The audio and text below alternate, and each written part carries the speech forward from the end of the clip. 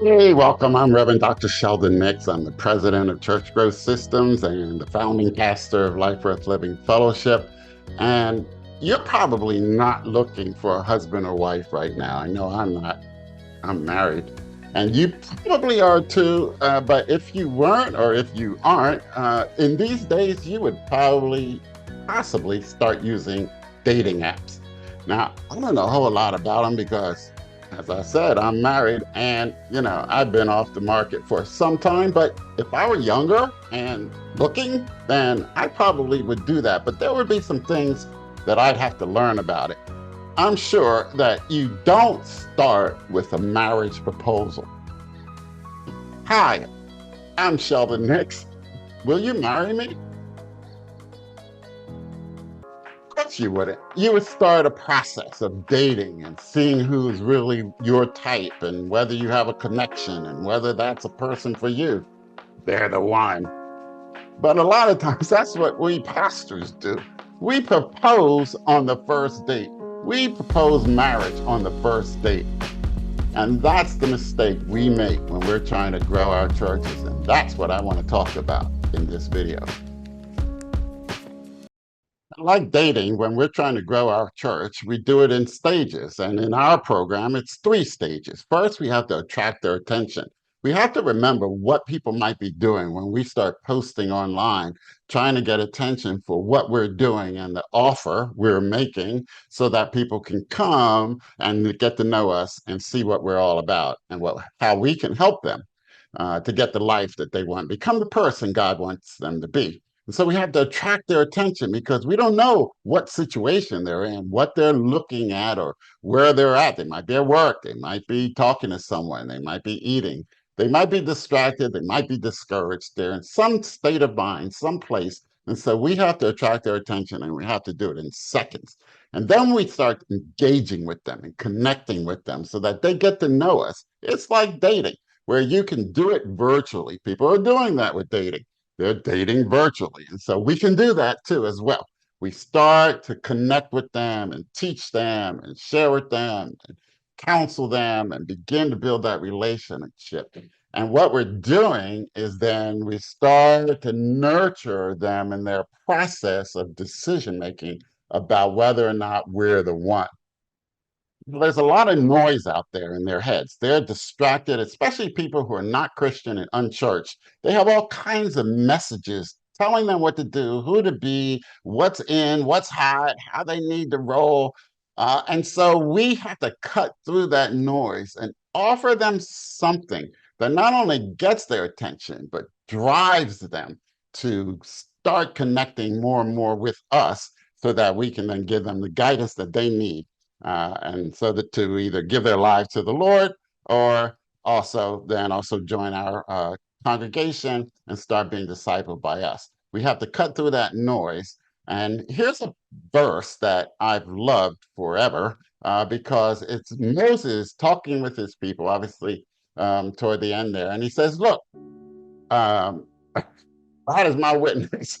I have set before you life and death, blessing and curse." And I want to focus on that for just a moment. I've set before you life and death. In other words, he made it very clear. Here's the path to life, and here's the path to death. I've set it before you, blessing and curse. It's going to come from the Lord, one way or the other. And so you have two choices here.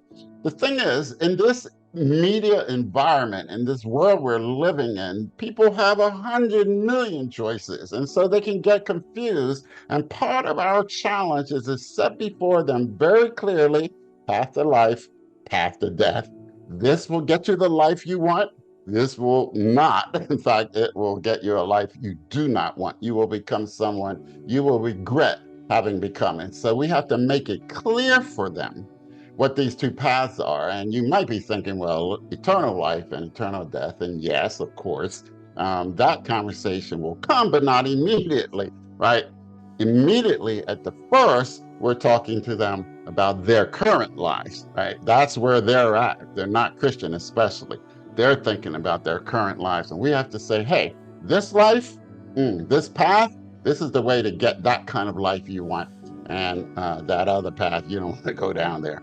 And so we do that in this program by offering them something that will help them to understand that we have life ready for them, that we're someone in this dating process that can offer them something that they're looking at. Plenty of people have setbacks. They have, challenges. They're dealing with something, and they're trying to overcome. And if they're not in our church, then they're struggling. And so we can help them. And so this is a program we're going to talk about in a moment, because we offer them some piece of life. Like, here's the path to life after a setback, right? And so then because of that, we start to draw them into our world, online or offline, but we're talking about online for the moment first. And we're drawing them in as they go through, they become aware of us, and then they become interested.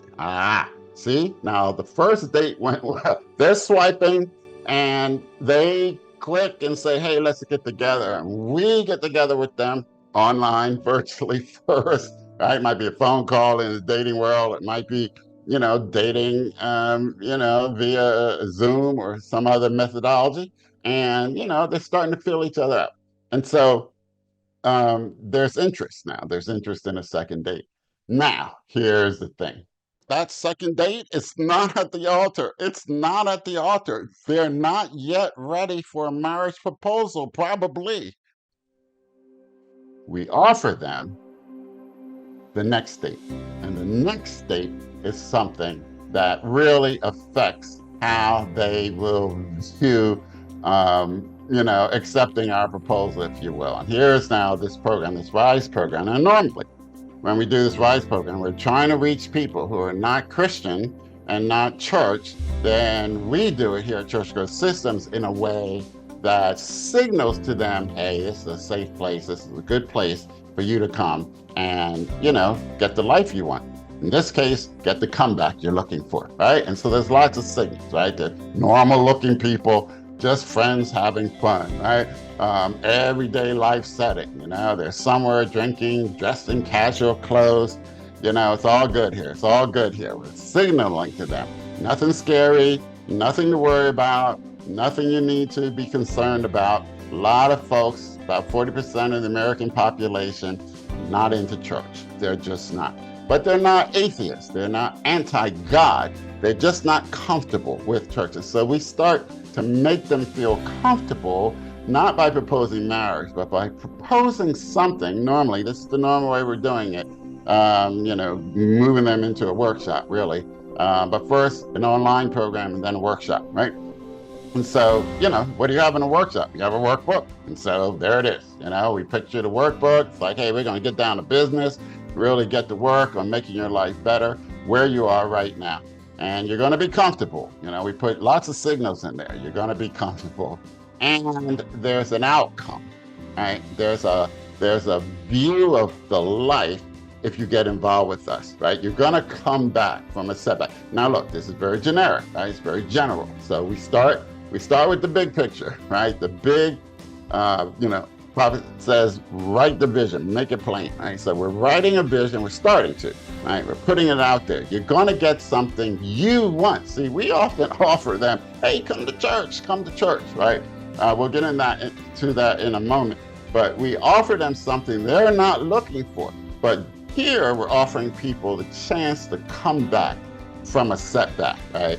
And we tell them how we're going to do it, right? We've got some strategies for you. We've got some coaching for you. We've got support for you. And if they're interested, they'll come on this second date, right? They will actually start to get involved with us, first online and then offline, right? Now, this is very different than how we usually put our messages out there. I call these glam flyers. Nobody does glam flyers like the Black church. They look hot, but if I'm not a Christian, if I'm not in your church world, I don't know these people, why should I come hear them? And furthermore, what is this all about? It's very generic. It doesn't tell me, especially if I'm not in church world and know your church language, doesn't tell me what in the world am I going to get here. And it kind of looks, churchy, a lot of them. And so what we do is we have very specific offers, programs. We put that life out there.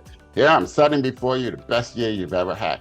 Come, Here, I'm going to help you get your mindset reset. There's things going on in your mind. And so we're going to help you to, clear that out. You might be depressed. You might be burdened by the past, traumatized. People have gone through all kinds of things. They have self-esteem issues. And so we're going to help them with that. We're going to help you with what's going on in your mind. That's a very clear offer, very clear presentation of what life can be like for you after you come, or maybe it's marriage, whatever it is. These programs that we offer out there through our church growth systems are all specific to things people are looking for, kind of like a dating profile. You put on there the things about you that might interest someone, but then in that first date, boy, you've got to bring it, don't you? So we bring it, and we put it all in their language. And because of that, then they can start to be nurtured by us, and they're going to hang out in that crowd, right? They're not going to necessarily come in, most people, and they're going to hang out there and get to know us more. We're going to date because they're not ready to get married, right? We might be eager. They're not.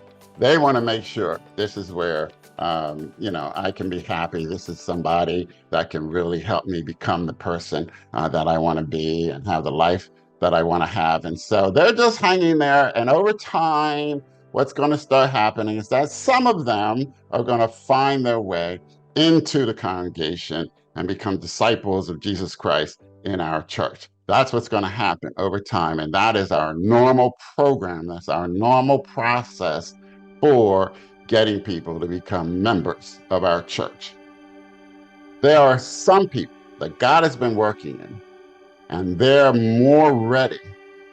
They don't need all the time being nurtured, checking out our programs, coming to safe workshops. They can respond to the right offer, not the kind of generic offer that we normally put out there. Come to church, it's going to be hot, it's going to be great.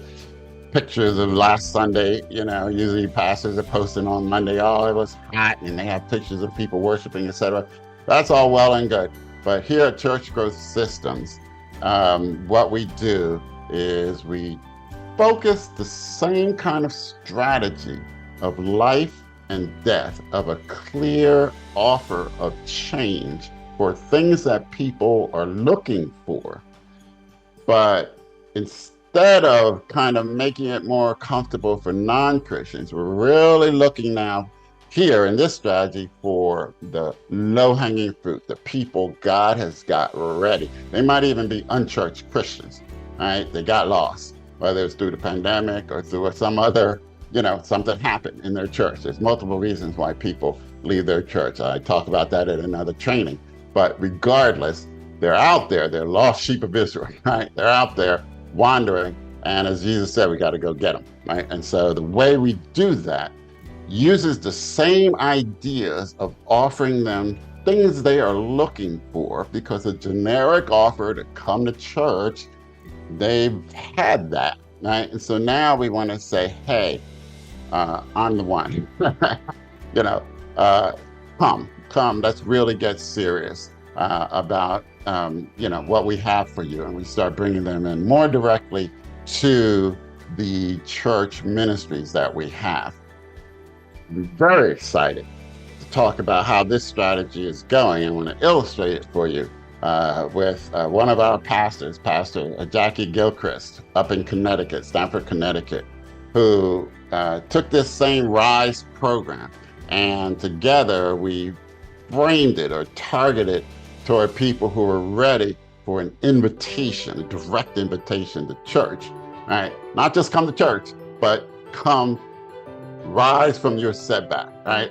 And so I want to bring her on so that we can understand the strategy.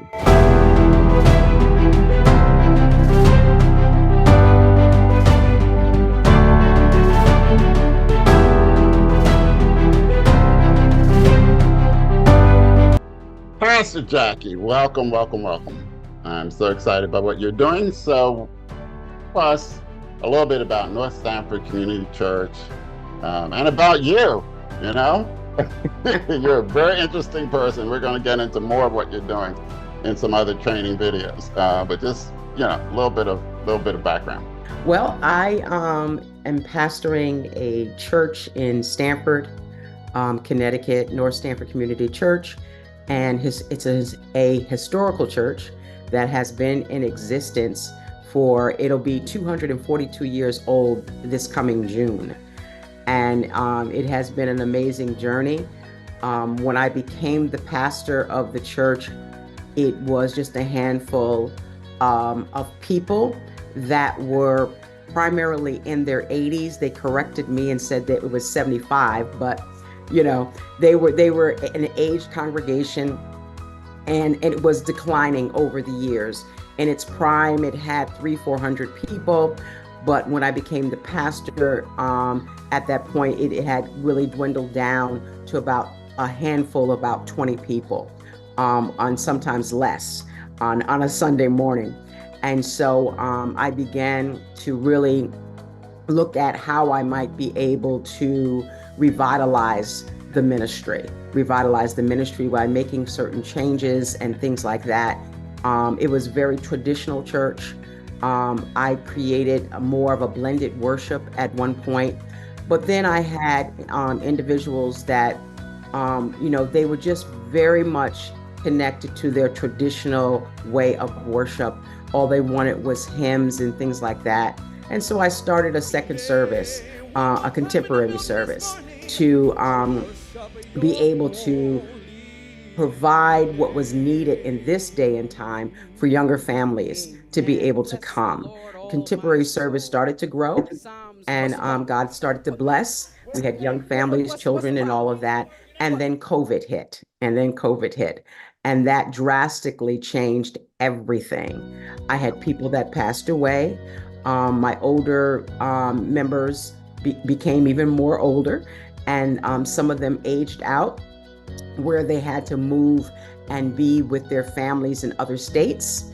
Those new people that were coming to the church and the growth that started to happen dwindled and went away because the people that were coming were our corporate people. And when COVID hit, they were able to go back to the states that they came from because they could work from home. And so it was a combination of things that happened during that time of COVID. And we ended up having a meeting to talk about the possibility of the church closing. And I encouraged the congregation that we needed to walk by faith. Didn't know how it was going to happen, but we needed to walk by faith and trust in God that God is able and can bring us through. God has blessed us. We have just recently, really, it's just like breakthrough has happened within the last couple of months where new people are starting to come to the ministry. We have been able to attract them online, and we're engaging and connecting with them and nurturing them, and they are becoming members of the church. And through this particular program, I have utilized the fact that I'm really going after felt needs. And this program has provided that for me, a way of presenting felt needs and preaching series around felt needs. We started a series on Easter Sunday, how to turn your setbacks into a comeback on Easter Sunday. And I took it from how Jesus had the setback of going to the cross. He didn't want to go to the cross. All right now. And so I took that angle and how he overcame that setback because he was resurrected. And because Jesus was resurrected, we can be resurrected from our places of past mistakes. We can be resurrected from our places of hurt. And we can be resurrected from our places of a mindset that is not positive, but a defeated mindset. And so starting that series on Easter, where God blessed us to be able to attract 250 people on Easter Sunday, and I put out different things from this program to entice the appetite of people to come to Easter.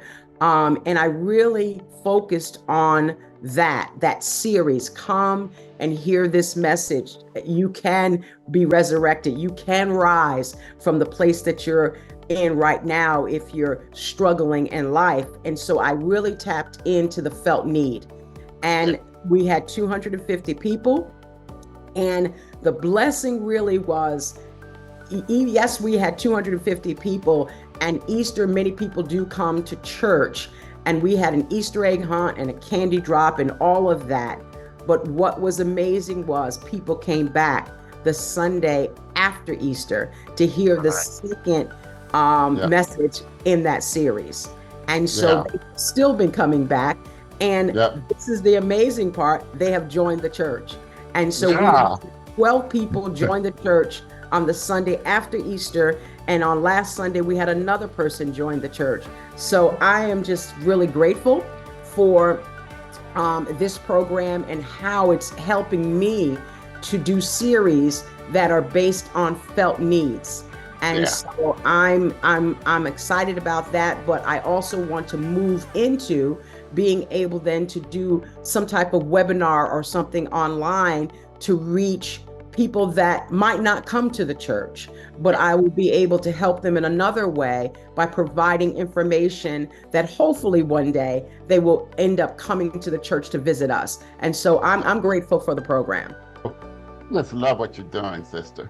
And I'm just glad God brought us together. Any final suggestion to pastors? I read this post and I've been using it to stop pastoring or trying to pastor the church you lost and lead the church you have. Yeah. And I think I see a lot of pastors wishing for the old church to come back. And for those who have people coming back, who have been coming back from COVID, it's like, we're back, right? But that wasn't your approach. And look, if God leads you to do that, then fine. But I'm not sure that that's a long-term strategy to reach this new generation. So what would you say to pastors who are kind of hoping to rebuild what they had instead of venturing into this, new way of doing things? One thing I would say to pastors is hang in there, because even myself, there's been many days that I've cried, many days that God and I just had it. We just went at it because I was like, when is it going to happen? When is it going to happen? You're praying for it and whatnot. And the thing is, we always hear that our time is not God's time and God's time is not our time, because when it happened, I was like in shock myself, because it was like the series launched me into what God it was bringing me into, turning my setback into a comeback. And so the whole church is now in a place of comeback. And the membership are like, oh my God, Pastor, look what's happening. And it happened just like that. It was like resurrection came to our church on Easter. And it's just been growing from there. And it's this series has just been a blessing to others, but it has been such a blessing to me as well as my ministry and the members of my church. We are in comeback mode, and they that is their mentality. We are going to grow. We are going to reach people. And what's interesting about the ministry that God has placed me in, I have really no original members in my church at this time. I have one family that came in just before I became the pastor, but everyone else there are brand new people. So God is revitalizing the church, sending what the church needs, and it's people that have a drive to reach other people. And the people that are there are a lot of them are people that have not been in church in a long time. They left church because of church hurt or drama or whatever the case might be. But through the series, they're being drawn back. I just did a new members class and had a full new members class, and I'm asking questions about where they're coming from. And they're like, well, I was there when I was a child. I haven't been to church in a long time. But here they are sitting in a new members class, after coming 2 times to church to hear this series. And so it's touching them where they need to be touched. And so I would tell pastors one thing: if you're struggling and you've been struggling, hang in there, because God is going to bring you through. And I had to realize that, even in the midst of my tears, that I had to hold on to faith and say, God, I know your word is true. I know your promises are true. And I just got to hang in there. Even if I have ups and downs in my own spirit, I know God, breakthrough is coming. And I've been saying this: I don't want a breakthrough. I want to break out. I want to break out Yep. of Yeah. where I've been, and being able to walk into where God has promised and already has in God's mind for this church to be, because I truly believe it has potential, and we're going to be reaching people that have not been to church in a long time, but through this series and through the felt need messages and things like that, I believe God is utilizing this for me to be able to reach a congregation of people that have not been in anybody's congregation for a long time.